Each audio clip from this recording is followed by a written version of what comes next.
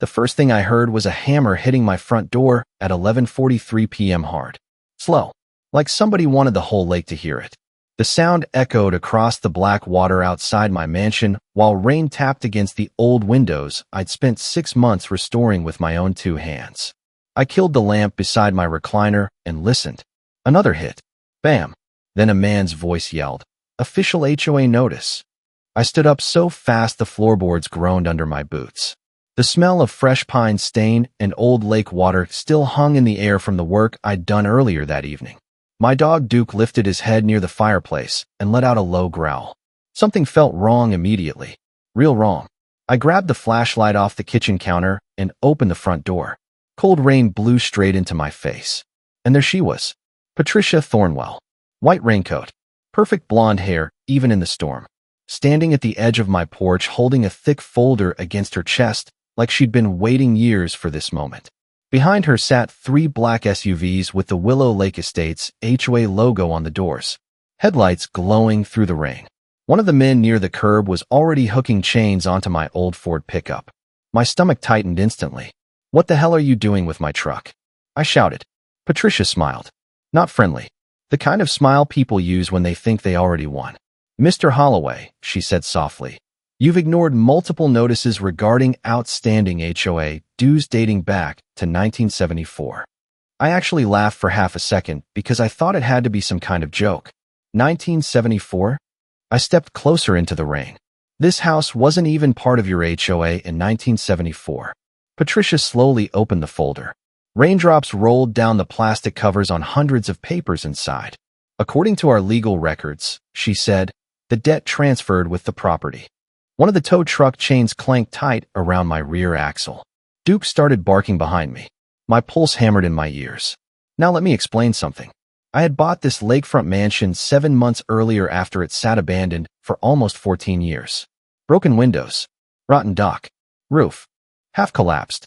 Most people said I was crazy for touching the place. But I've restored old homes my whole life. I know wood. I know foundations. I know when something deserves to be saved. And this place deserved it. Every dollar I had left after my divorce went into this mansion. Every weekend. Every cut on my hands. Every gallon of paint. So standing there watching some HOA president try to seize it over fees older than disco music? Yeah, my blood got hot real fast. The rain kept coming down harder. One of the HOA lawyers stepped up onto the porch holding another paper. "Failure to comply may result in foreclosure proceedings beginning tomorrow morning," he said. "You're out of your mind," I told him. "Your HOA wasn't even created until the late 80s. Patricia tilted her head slightly. "Then maybe you should have read the history of this property before buying it." That sentence hit me strange. Like she knew something I didn't. The tow truck engine growled louder. I looked past her toward the lake. Dark water. Wind pushing waves against the old dock. And suddenly I remembered something. 3 weeks earlier, while replacing damaged wall panels upstairs, I found a small metal box hidden behind the original cedar beams. I almost threw it away. Thought it was junk. But inside were old maps. Property records. Yellow papers tied together with twine. And one handwritten letter. I hadn't understood it at the time. Honestly, I barely looked at it. But one sentence came crashing back into my head right there in the rain. "If the HOA ever comes for this house, do not let them touch the lake records." I stared at Patricia while cold rain dripped off my chin. And for the first time all night, I realized this wasn't about unpaid dues. Not even close. This was about something buried under 50 years of paperwork that somebody desperately didn't want uncovered. Where are you watching from tonight? Drop a comment below because this lake house nightmare is about to turn into the most satisfying HOA takedown I've ever lived through. I did not sleep that night. Not even close.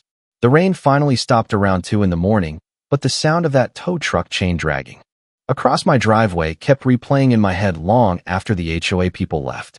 They did not take my truck in the end. Not yet. Apparently, Patricia wanted to give me until morning to cooperate. That was her exact word. Cooperate. Like I was some problem neighbor refusing to trim his hedges instead of the legal owner of a 70-year-old lakefront mansion. I sat at my kitchen table with Duke laying across my boots while the coffee maker hissed beside me. The whole house smelled like sawdust, lake water, and old paper. That metal box sat open under the hanging light above the table. Maps. Receipts. Property sketches. Yellow documents, so old the corners cracked when I touched them. Outside the windows, fog rolled low across the lake. The dock creaked softly in the wind. And for the first time since buying this place, I started wondering if the old owner had hidden those papers for a reason. My name is Grant Holloway. I am 58 years old, born and raised outside Tyler, Texas, and I have spent almost my whole life fixing things people gave up on. Houses, barns, old fishing cabins, sometimes even people. My dad framed houses for 30 years until his knees finally gave out. He used to tell me, a building always tells the truth if you listen long enough. I did not understand that as a kid. I do now, especially after my divorce. 26 years married, and one day I was standing in a half-empty house holding a coffee mug while my wife explained she wanted a different life. Funny how quiet a home gets after somebody leaves for good.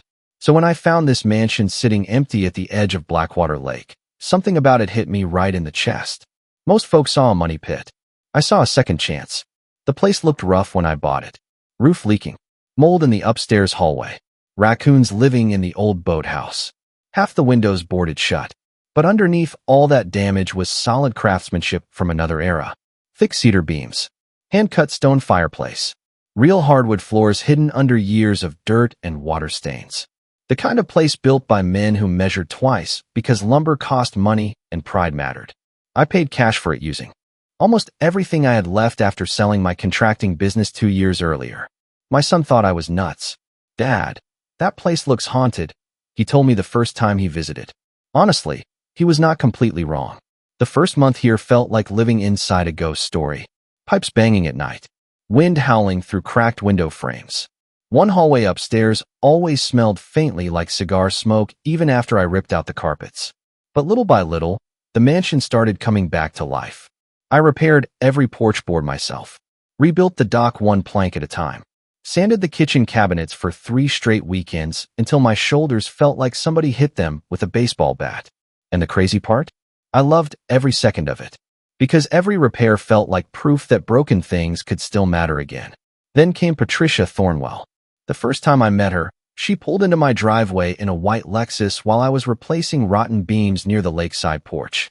I remember the smell of cut cedar drifting through the summer heat when she stepped out wearing tennis clothes that probably cost more than my monthly grocery bill. "You are the new owner?" she asked, looking around like she already disapproved of everything. "That is me," I said. She smiled politely, but her eyes never smiled with it. Well, Willow Lake Estates takes community appearance very seriously. Community appearance. That phrase came up a lot with Patricia. So did property values and neighborhood standards. At first, I ignored it. I figured every neighborhood has somebody who likes controlling everybody else. But then weird things started happening. HOA notices showed up over things that made zero sense. One complained about my work trailer being visible from the road for extended periods. Another claimed my dock lights violated waterfront harmony guidelines. Waterfront harmony? I am not kidding.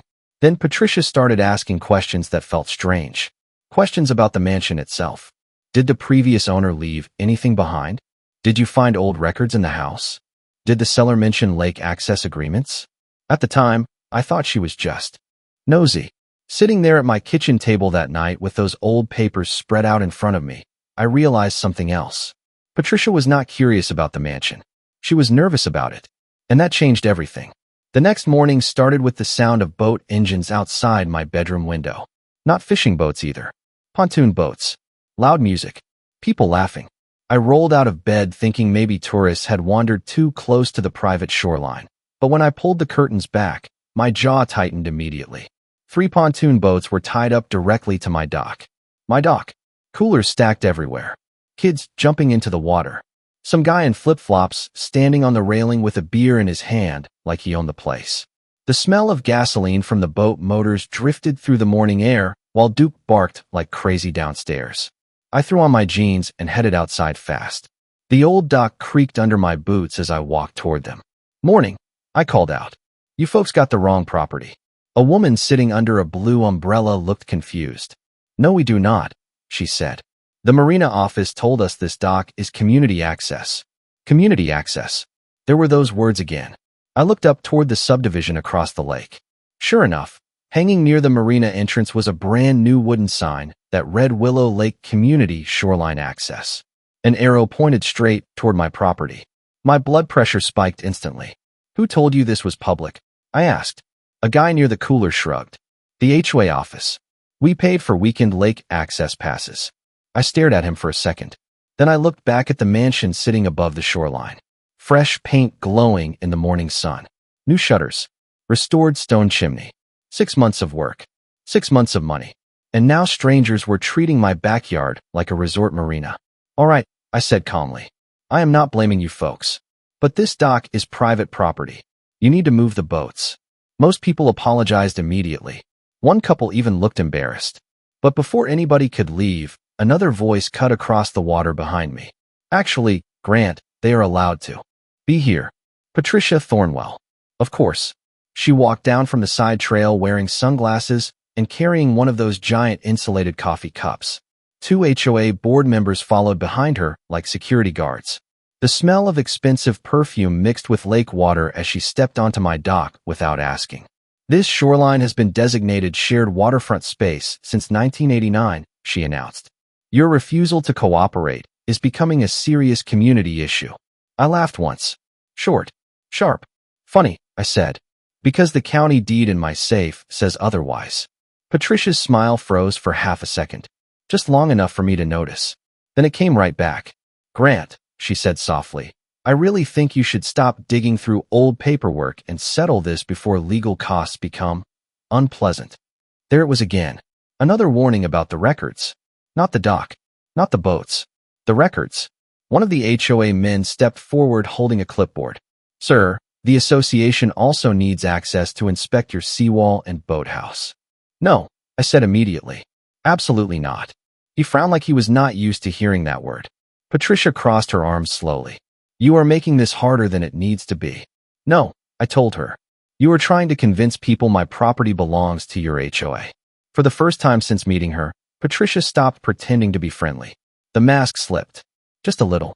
But I saw it. Cold eyes. Tight jaw. Real irritation underneath all that country club politeness. "This house has always been a problem," she muttered quietly.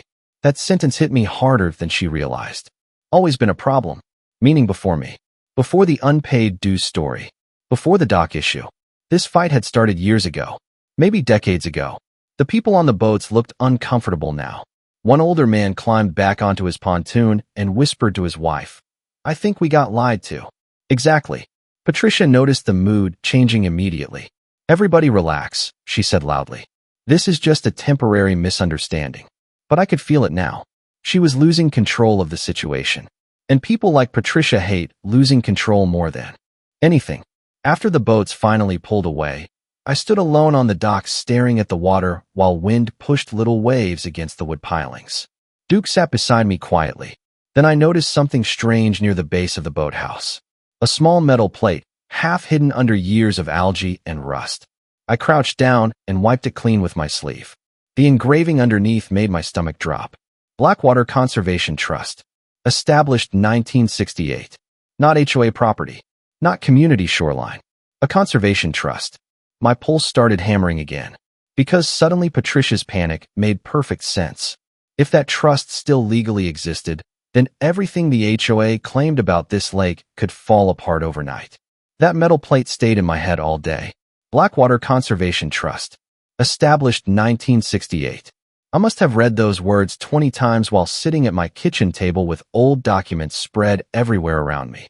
Sunlight came through the lake windows, hitting dust floating in the air while Duke snored near the fireplace. The mansion felt quiet again, but not peaceful.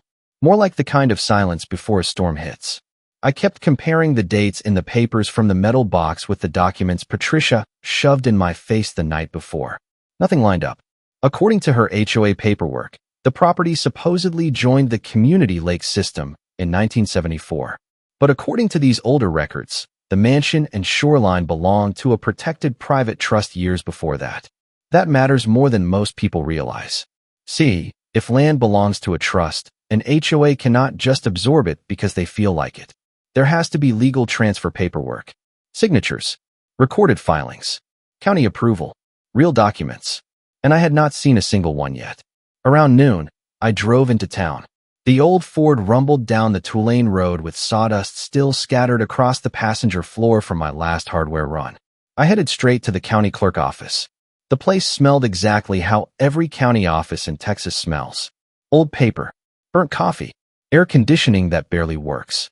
Behind the front counter sat a gray-haired woman wearing reading glasses on a chain around her neck. Her name tag said Elaine. "Can I help you?" she asked. I slid one of the copied papers across the desk. "I need records connected to Blackwater Conservation Trust." The second she read the name, her eyebrows lifted slightly. Tiny reaction, but I caught it. "That is an old one," she muttered. She turned toward the back filing room slowly, like she was thinking something over. 10 minutes later, she returned carrying 2 thick binders covered in dust. "Most of these records were moved after the courthouse fire back in '88, she explained. There it was again. The fire. The same fire the old guy at the marina mentioned weeks earlier. Funny how that fire kept appearing around missing property records. I sat at a little wooden table flipping through pages while fluorescent lights buzzed overhead. Deeds, easements, survey maps, old tax records. My fingers stopped cold when I found something strange. The trust records suddenly ended in late 1988. Completely. Like somebody ripped the rest of the story right out of the file. No closure paperwork. No dissolution filing. Nothing. Just gone. I looked up at Elaine. "That does not make sense," I said. "A trust this large cannot just disappear." Elaine lowered her voice immediately. "Off the record," she whispered. "You are not the first person to ask questions about that lake."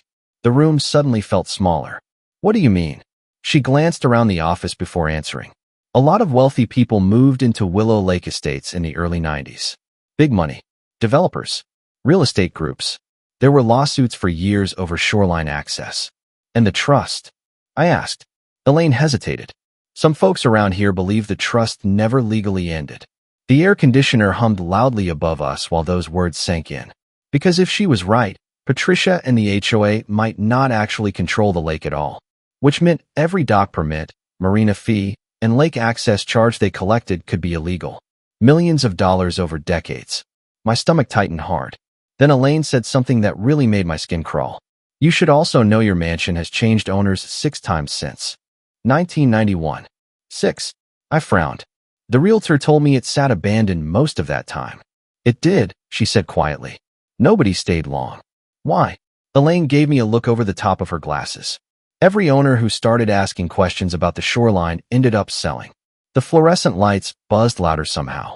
I leaned back slowly in the chair. Now pieces were starting to connect in my head. Patricia constantly asking about records. The fake HOA debt from the 70s. The pressure to settle quickly. The boats suddenly showing up at my dock. They did not care about dues. They wanted control of the property before I discovered something bigger. Elaine slid another paper across the table carefully. "You did not get this from me," she whispered. It was an old shoreline map dated 1969. And right in the center of the lake area, outlined in red ink, sat my mansion property. Underneath it were 7 words that made my pulse start pounding all over again. Permanent private access. HOA restrictions prohibited. I stared at that sentence while the smell of old paper filled the room. Because now I finally understood why Patricia Thornwell looked nervous every time the old records came up. If this document held up in court, her entire HOA empire sitting around that lake could collapse like rotten wood. The minute I got back home from the county clerk office, I knew somebody had been inside my mansion. Nothing was smashed. Nothing obvious missing. That is what made it worse. The front door was still locked. Windows untouched. But when you spend your whole life restoring old homes, you notice small things. The smell hit me first. Cigarette smoke. Faint but fresh. I do not smoke. Never have. Then I saw the upstairs hallway light turned on. I always shut that light off because the switch buzzed unless you held it halfway down. Somebody else had used it. Duke noticed too. His ears went stiff the second we walked inside. Low growl in his throat. The kind he makes around strangers. I moved slowly through the house, while afternoon sunlight stretched across the hardwood floors. Every step creaked loud in the silence. Kitchen looked normal. Living room untouched.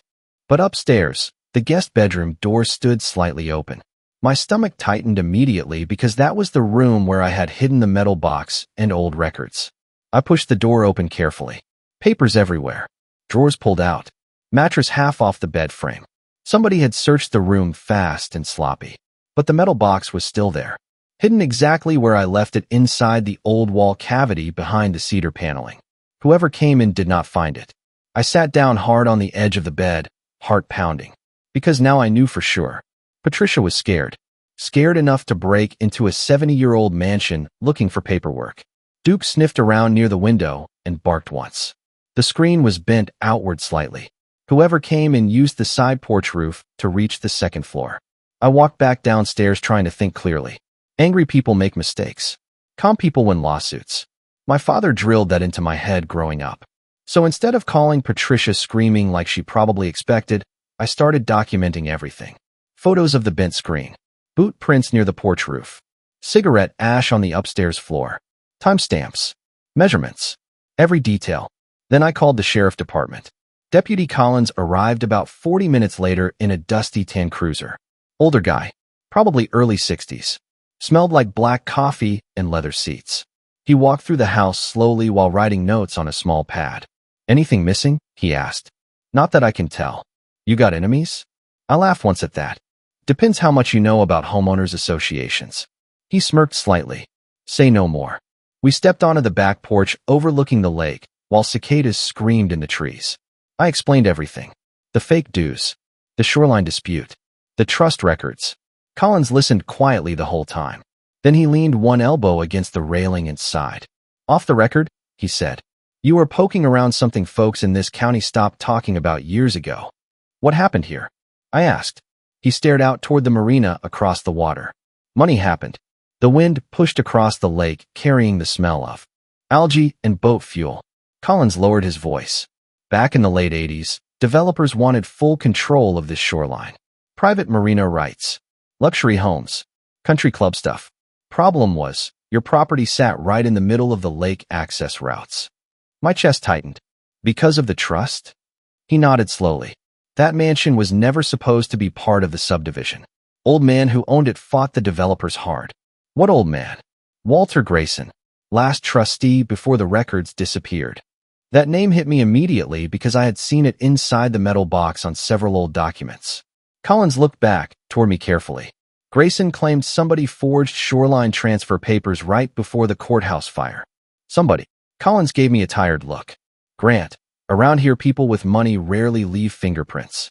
We stood there quiet for a second listening to dock cables clink in the wind. Then Collins said something that made my blood run cold.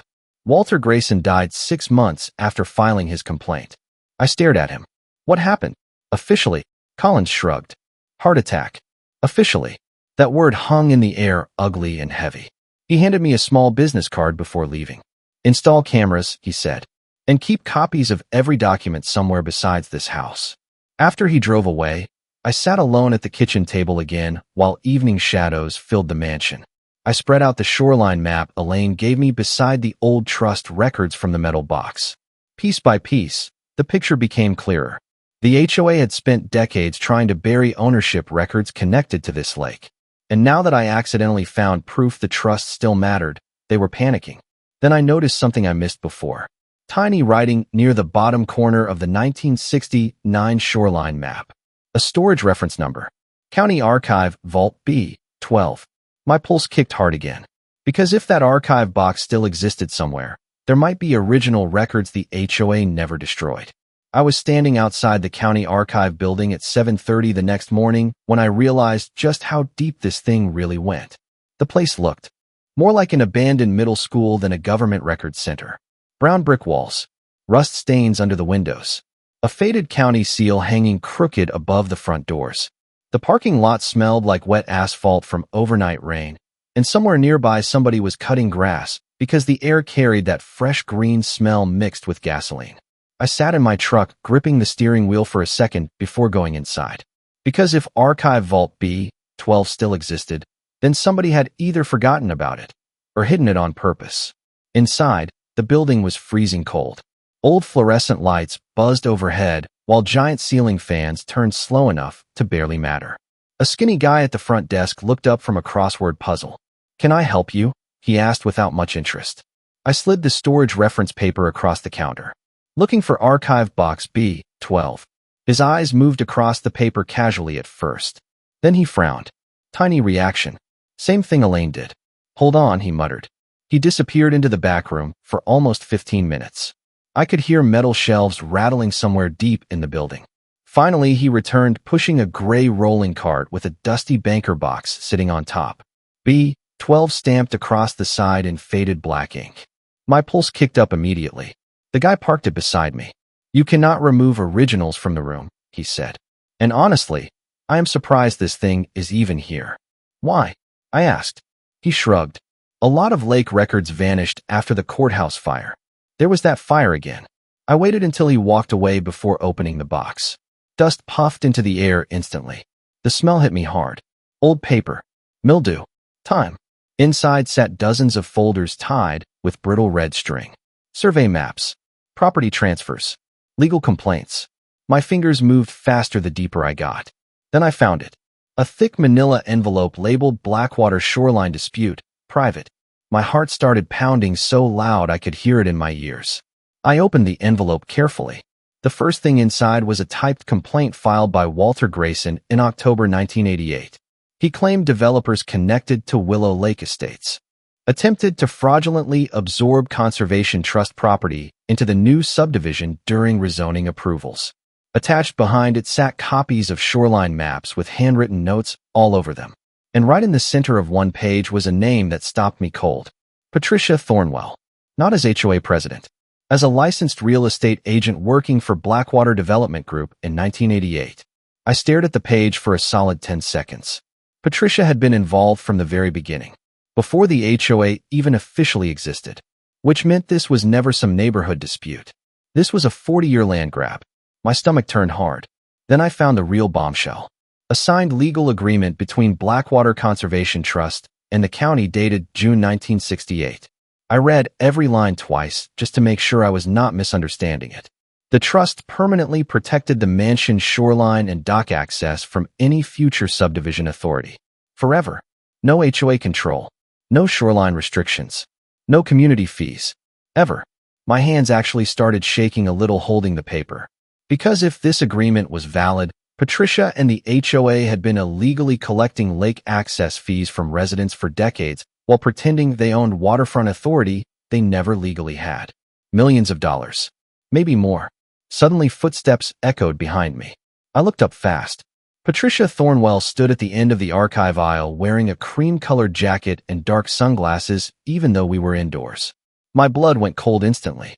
You move fast, she said calmly. I slowly lowered the document onto the table.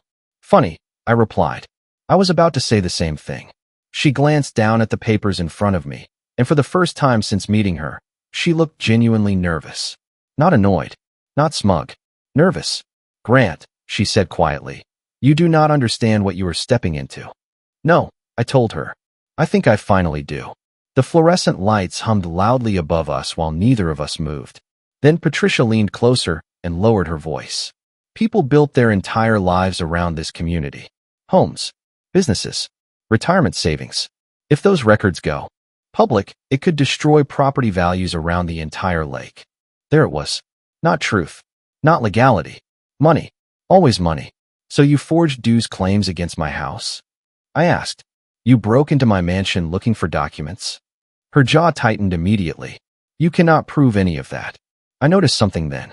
Patricia was not threatening me anymore. She was testing me, trying to figure out how much evidence I actually had. That meant she was scared. Really scared. She glanced toward the agreement papers again before speaking softly. Sell the mansion, Grant. Walk away while you still can. Then she turned and walked out of the archive room without another word. I sat there frozen for a second staring at the doorway she disappeared through. And that was when I noticed one final document hidden underneath the agreement folder. A notarized letter from Walter Grayson dated 3 weeks before his death. Across the bottom, written in shaky blue ink, were 11 words that made the hair stand up on my arms. If they cannot buy the property, they will try to steal it. By the time I drove back from the archive building, the sun was already dropping behind the trees around Blackwater Lake. Orange lights stretched across the water while cicadas screamed so loud it almost sounded electrical. I parked near the boathouse and sat there with both hands on the steering wheel, replaying Patricia's warning over and over in my head. Sell the mansion, Grant. Not please. Not, let us work this out. Sell the mansion. Walk away. That told me everything. She did not want a legal fight. She wanted the property gone before those records surfaced publicly, which meant I finally had leverage. Real leverage. The smart move would have been marching straight into court with everything I found. But the older I get, the more I realize something important. When people are hiding something big, you do not interrupt them too early. You let them keep digging their own hole. So that night, I made a decision that probably sounds crazy. I pretended Patricia was winning. The next morning, I called the HOA attorney myself. I think maybe we got off on the wrong foot, I told him. I could practically hear the surprise through the phone. You are interested in resolving the outstanding dues matter? He asked carefully. Maybe, I said. Depends what kind of settlement the HOA wants. Silence for half a second. Then his voice got smoother immediately. Friendlier. Predators always relax when prey stops running. I am sure we can find a solution, he said. 2 hours later, Patricia showed up at the mansion personally. White Lexus. Perfect hair. Same expensive perfume drifting across the porch when she stepped out carrying a leather folder.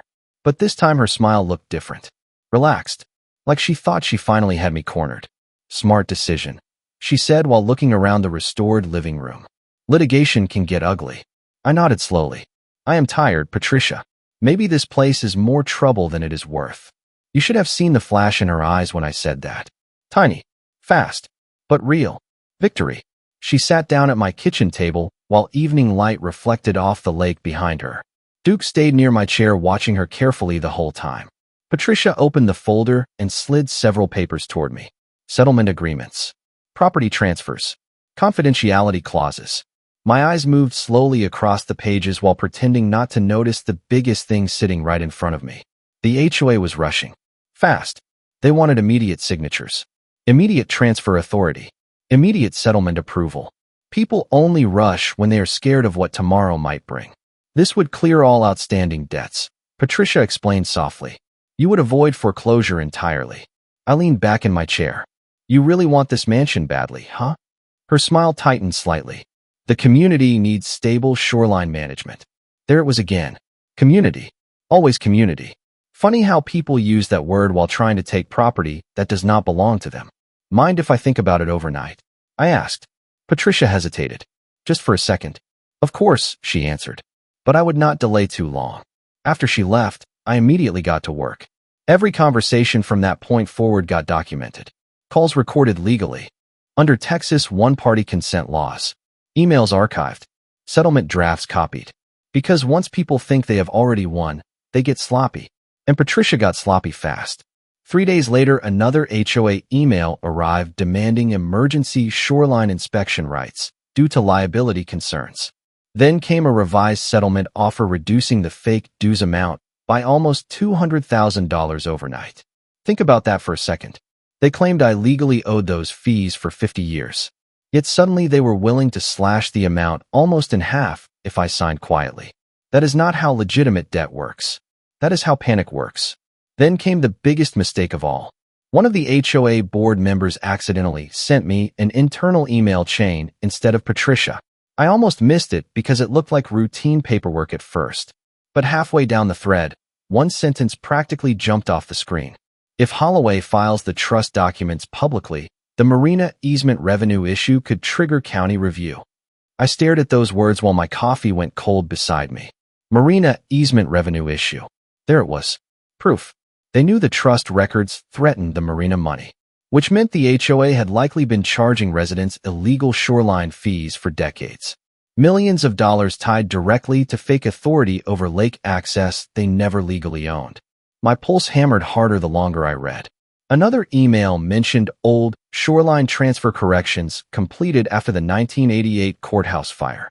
Corrections. Nice word for forged paperwork. Then one line from Patricia herself sealed everything. Keep Holloway cooperative until legal transfer finalizes. Cooperative. Like I was livestock being guided into a trailer.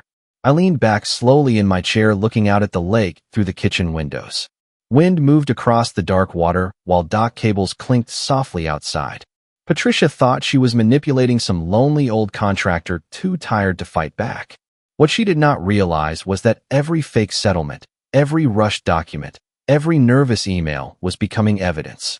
And the more confident she got, the more dangerous her mistakes became. The courthouse smelled like old wood, burnt coffee, and nervous sweat the morning everything finally blew apart. I remember that clearly. Funny what sticks in your memory during moments that change your life. The hearing was scheduled for 9 o'clock sharp in County Civil Court. Outside, Blackwater Lake sat quiet under gray clouds while inside the courthouse, people whispered like they already knew something big was about to happen. Patricia arrived 20 minutes early wearing a navy blue suit that probably cost more than my truck. 2 HOA attorneys walked beside her carrying thick binders stacked with paperwork. She looked calm at first, confident, like somebody walking into a meeting she had already rehearsed in her head 100 times. Then she saw me. I was sitting quietly near the courtroom doors beside my attorney, Frank Delaney. Frank was 70 years old, half deaf in one ear, and had spent 40 years fighting land disputes across East Texas. He wore cheap boots, carried legal pads instead of fancy tablets, and had the dangerous habit of smiling right before destroying somebody in court. Patricia's confidence slipped the second she noticed the banker boxes stacked beside my chair. 3 full archive boxes loaded with copies of trust records, shoreline maps, HOA emails, inspection requests, and settlement drafts. Frank leaned toward me slowly. "You ready?" he whispered. I looked across the hallway at Patricia. Been ready for weeks. The courtroom itself felt small once everybody packed inside. Residents from Willow Lake Estates filled the back rows after rumors started spreading online about shoreline fraud. Even Deputy Collins showed up quietly near the rear wall. Patricia avoided eye contact with almost everybody now. The judge entered exactly at 9. Judge Harold Bennett. Older man. Rancher type. Gray mustache. The kind of face that has seen every trick lawyers try to pull. The HOA attorney started first. He stood confidently and launched straight into the same story Patricia had pushed from day one. Unpaid dues. Historical community obligations. Shared shoreline agreements. Threats to property values. He talked fast. Too fast. Frank just sat beside me quietly taking notes while Patricia stared straight ahead pretending none of this bothered her. Then came the moment everything changed. "Your Honor," Frank said calmly after standing up, "before discussing dues, I believe the court should first determine whether the HOA ever legally possessed authority over Mr. Holloway's property in the first place." Silence hit the room immediately. Frank opened the first archive box slowly. The sound of papers sliding onto the table echoed through the courtroom. "Exhibit A," he said. "Blackwater Conservation Trust Agreement, filed June 1968. Patricia's attorney froze mid-step. Judge Bennett adjusted his glasses and started reading. The deeper he got into the document, the tighter his jaw became. Frank kept going. Shoreline maps, easement protections, permanent restrictions prohibiting subdivision authority over my property. Then came the real damage. Exhibit F, Frank announced. Internal HOA correspondence discussing illegal marina easement revenue exposure if these trust documents became public. Patricia finally moved. Fast. "Objection," she snapped suddenly. First time I had ever heard actual panic in her voice. Judge Bennett looked up sharply. "On what grounds?" Patricia's attorney scrambled through papers nervously. Frank did not even blink. "We also have recorded settlement discussions showing the HOA knowingly attempted to coerce my client into surrendering protected trust property while concealing conflicting ownership records." The courtroom started buzzing immediately. Residents in the back rows leaned forward whispering to each other. One older man actually stood up halfway before sitting back down again. Then Frank dropped the final bomb. "And lastly, Your Honor, we submit evidence that the HOA continued collecting waterfront access fees for decades despite knowing the original trust prohibited their authority over Blackwater shoreline property." Judge Bennett looked directly at Patricia. "Mrs. Thornwell," he said slowly, "did your association knowingly file liens against property outside HOA jurisdiction?"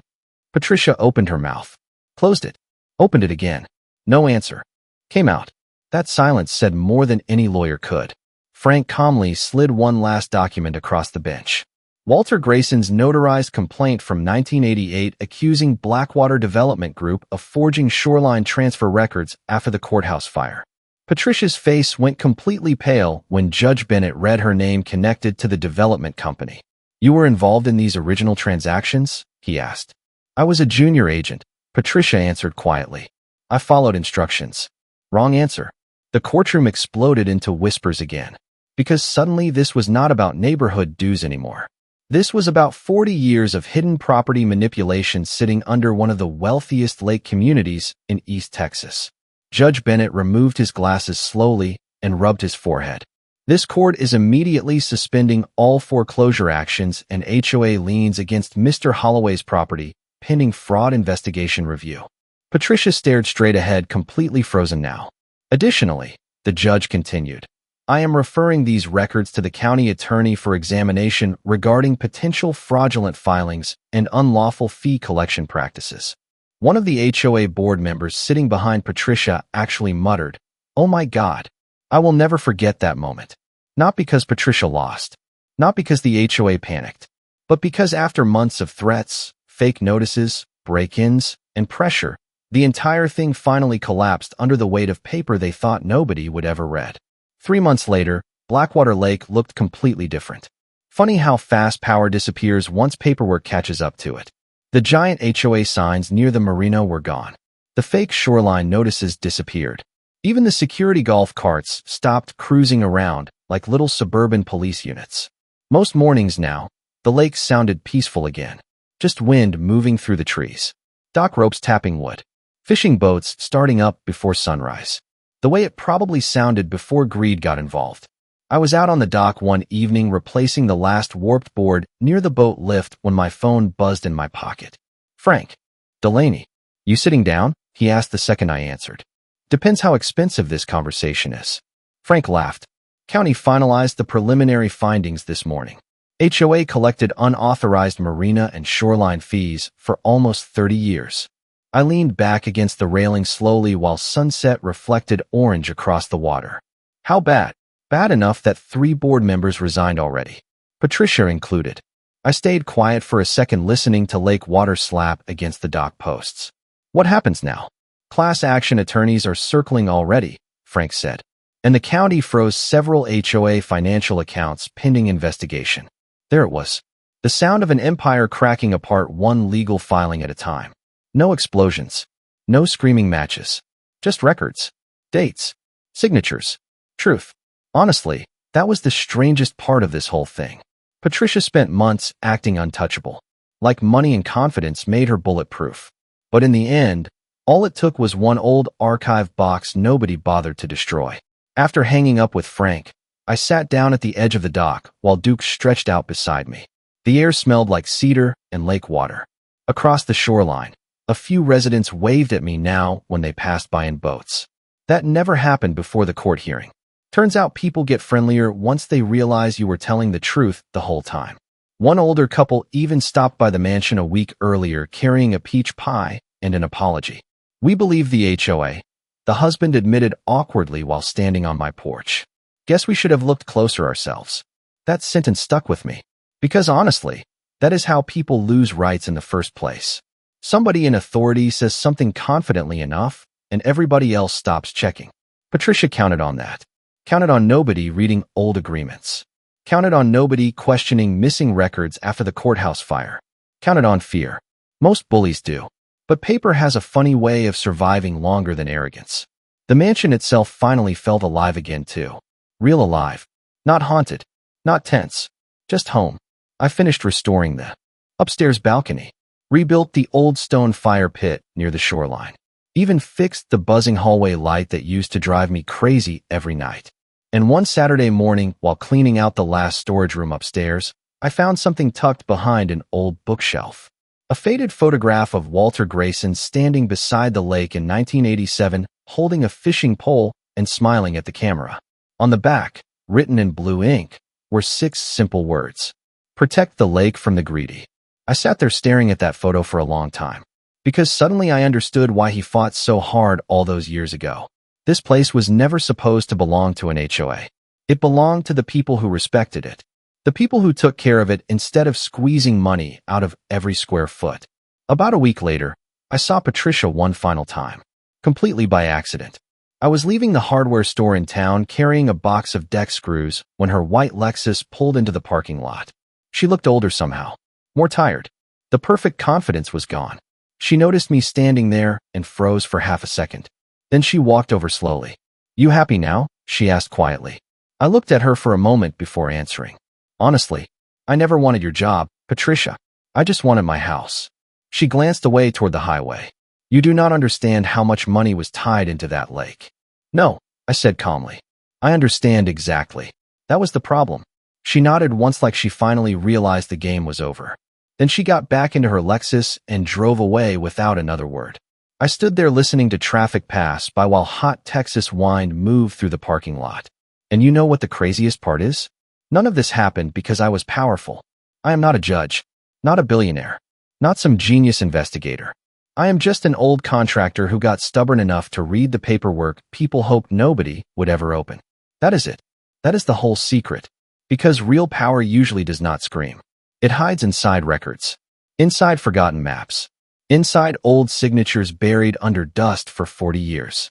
And sometimes justice does not arrive with sirens or headlines. Sometimes it arrives quietly, in a cardboard archive box labeled B12.